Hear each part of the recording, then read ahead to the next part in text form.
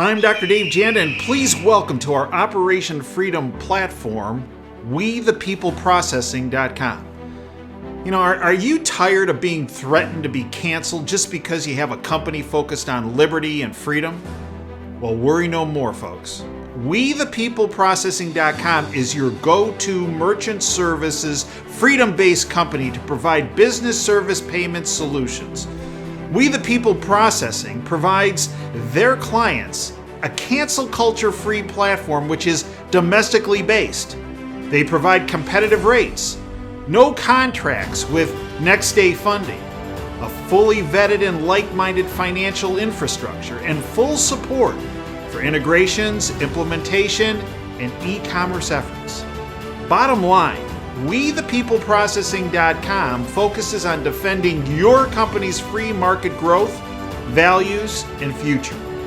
Check them out at www.WeThePeopleProcessing.com. Once you're on the site, enter in password Operation Freedom or call 855-499-2024. That's WeThePeopleProcessing.com. Then, when on the website, enter Operation Freedom as your password or call 855-499-2024.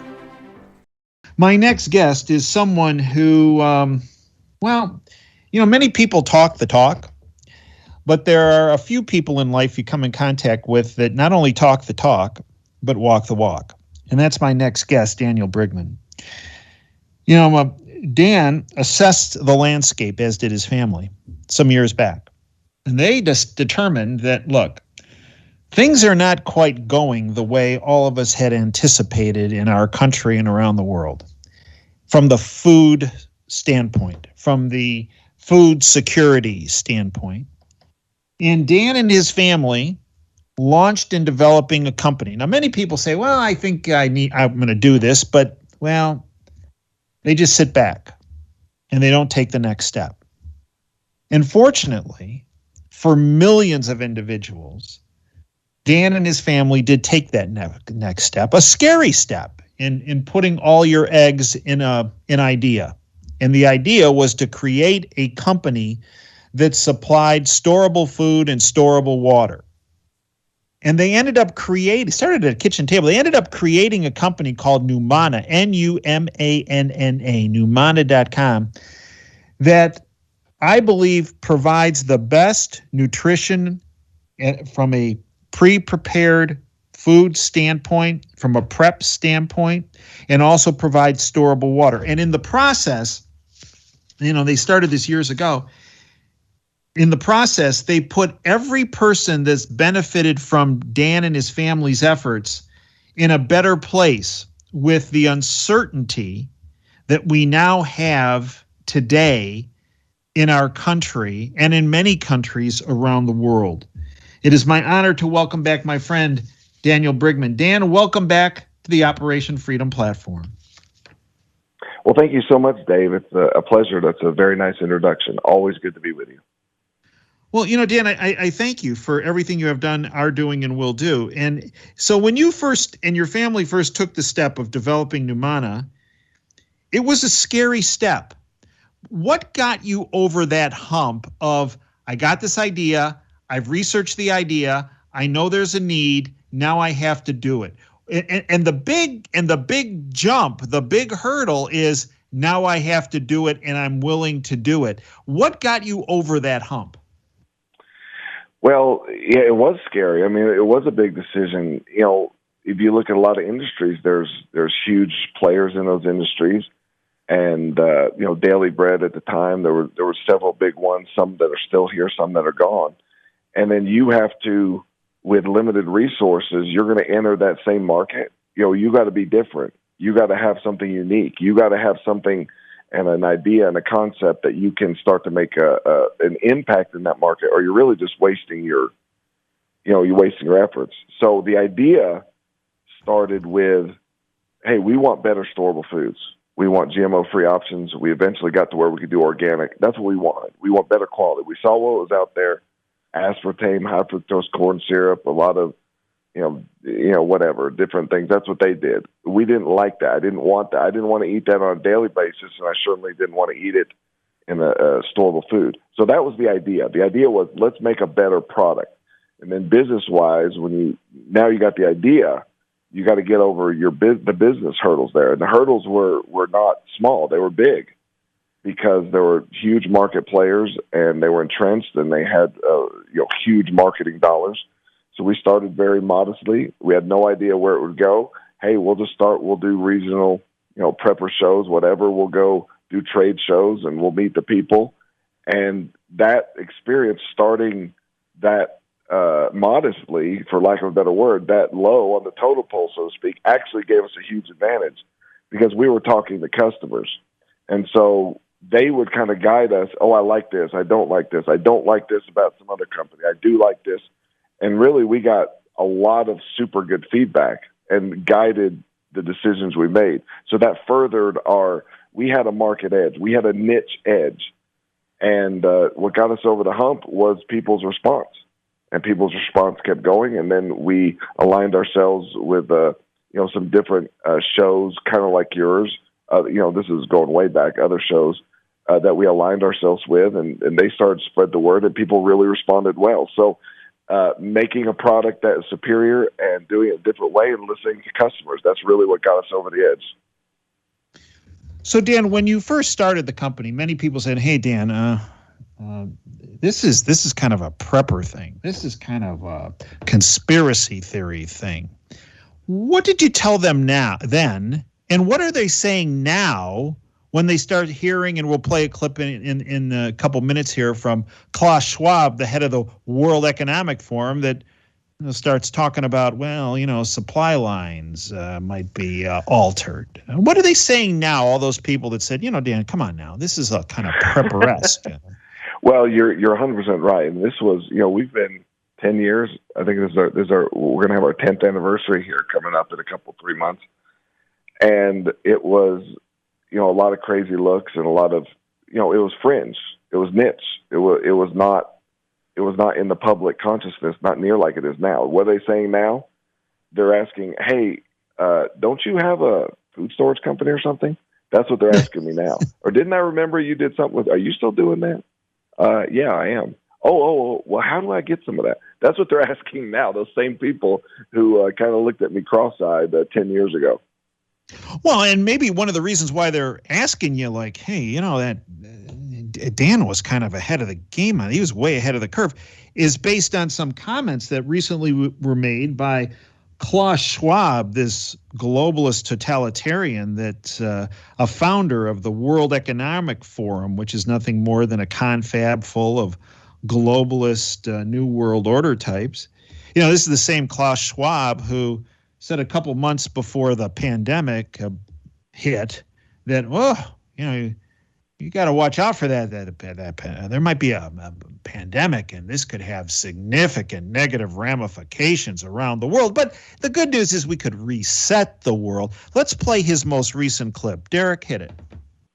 We all know, but still pay insufficient attention to the frightening scenario of a comprehensive cyber attack, which would bring to a complete halt to the power supply, transportation, hospital services, our society as a whole. The COVID-19 crisis would be seen in this respect as a small disturbance in comparison to a major cyber attack. To use the COVID-19 crisis as a timely opportunity to reflect on the lessons the cybersecurity community can draw and improve our preparedness for a potential cyber pandemic. And what he's talking about, Dan, in particular, is a disruption of supply chains. And this is something that you've been talking about for at least a decade. Well, our supply chain in America, if you imagine it as a rubber band, 20 years ago it was pretty thick. And as time has gone on, that rubber band has gotten thinner and thinner and thinner. Still holding things in place, or generally holding things in place, but the rubber band is thinner and thinner and thinner. And now any move or any whatever, or quick move or bigger strain to it, it's going to snap. So that gives you a little bit of a picture. In March of 2020 or about there, that's when COVID became real here in the United States. Well, it was December, January, where most of the world. So it was about a month to 3 months ahead of where America's reactions were. I want to pay particular attention. I take what Klaus Schwab said, I take it seriously as a heart attack, and I'm not using hyperbole. As you mentioned, he's the one before the pandemic hit. He's either the greatest psychic or he knew something that we didn't know, saying, oh, this pandemic, if it came, then it would do this and we could use it. And now he's saying, oh, there could be a supply chain total breakdown by a cyber attack on the power system, on the power grid. Okay, I'm taking that seriously. Let's combine that with, look at Europe right now. Look at the United Kingdom, Britain. We used to call it Britain, but now I guess it's United Kingdom. The United Kingdom. Boris Johnson come out, talked about COVID passports and the like, and in a matter of a day, maybe less, that wafted over the people of that country, and their shelves at their stores are empty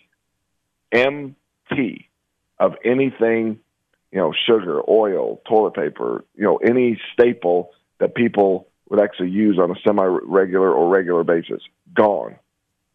So you put all these together, and there's no question that the prudent person, and you don't have to be a conspiracy theorist, you just have to use a little logic, 2 and 2, risk analysis of where we are, and you think, you know what, I may better start buying toilet paper again. I may better start having some food, and I may start doing this. Okay, combine. If you want my perspective from it, I'm a little bit behind the curtain on the food supply chain and what have you.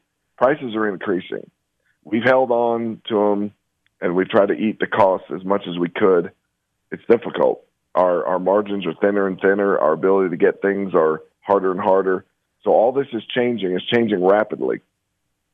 This is not a sales technique. I'm just telling you the truth. I'm telling you flat out the truth because I know what happened the last time, March 2020 or what have you. We were out of everything like that in a blink. I couldn't even believe it. And like in a week, it was gone. Not even a week. And we were backed up, and then, we had people yelling at us and things. I really don't. We do not have anything. We're a little more prepared now because of this circumstance, but supply chain has been tight. And just like, if you've tried to order a washer, a dryer, or freezer, sometimes that's difficult. Well, the same thing goes on in some of the things that we are looking to get. This is honest. I'm just giving you real world business talk here. So you put all this together, your risk analysis of your situation, you got to be somewhat foolish if you're not entertaining at least the possibility that, you know what, I better have something in my house. And I'm just being straight up with you. And we should look very seriously. We don't have to even imagine it. Just look at Britain. Their shelves are empty. So that's kind of lets you know about supply chain and what's available and how thin that rubber band is now. Folks, we're speaking with Daniel Brigman from Numanna, Numanna, Numanna.com. Dan, when you look at the different food groups, is there a particular food group that has you the most concerned about availability? Meat. Not even a question, without hesitation. And it may not be tomorrow, but, people like Klaus Schwab, and I think it was him that actually said something, but people like him and Bill Gates, they've targeted meat. And they've targeted, you look at some of the United Nations documents about people need to learn or be trained not to rely on so much meat for whatever, various reasons. I know the cost of what it takes to get it now is way more. I told you last time I was on, I'm not making this up. I have a freezer now in my garage. It's got meat in it, and I'm getting more meat. So meat, I'm getting also freeze-dried meat from Numanna. I'm calling my warehouse, hey, ship some to me, will you? Wouldn't that be terrible if the founder of Numanna doesn't have enough freeze-dried meat on hand. That'd be terrible. So I said, please send me some freeze-dried meat. Meat is the most, behind that, things like milk. Water, if you're talking about a power outage, now, I didn't talk about it. Klaus Schwab did. So let's assume that he has some influence and has some pulse on what's going on, because obviously it certainly proved to be true. If you're looking at a power outage, water becomes the most immediate problem. That's not a food group, but it's even more important than food. Water becomes the most important resource, natural resource, commodity, period, immediately.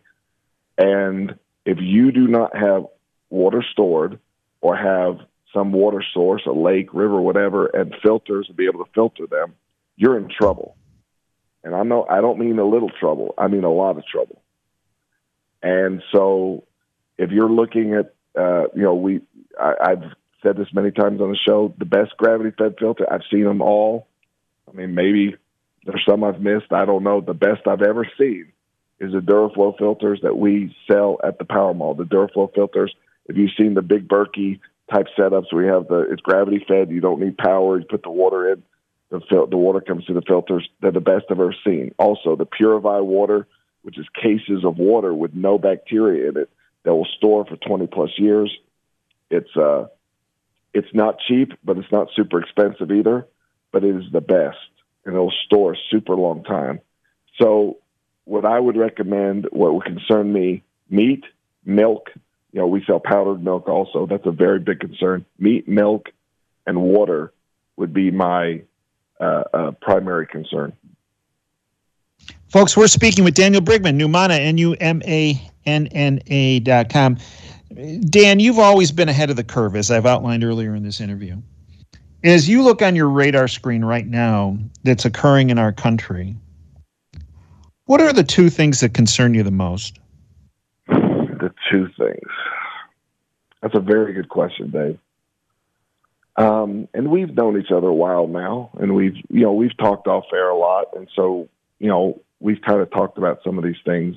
In no uncertain order, I don't know. The first thing that popped in my mind is the culture attack that is on our country. Because if we don't have a common ideal, if we don't have a common ethic, whatever, we hold these truths to be self-evident, blah, blah, blah, from the Declaration of Independence. That's really the American ideal. If that doesn't mean something to anybody anymore, if every statue is taken down, if critical race theory is poisoning the mind of our children, if our schools are not teaching, Americanism, American acceptance, if they're not, then it's gone. That we don't have a country, period. We can argue all day. If we don't have commonality, there is no common union. There is no more union.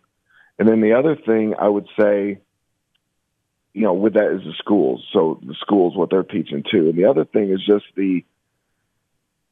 on a spiritual level, I mean, everybody's being pressed in being challenged and being the lies that we are seeing.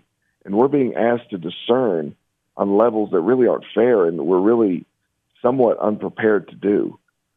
And I do a lot of research. I've interviewed a ton of people, as you have on your show, and the lies that we are seeing, the overwhelming way that we are being lied to, and I know it's a lie, just the lies that I know of are so disturbing to see family members, to see friends that fall for this hook, line, and sinker.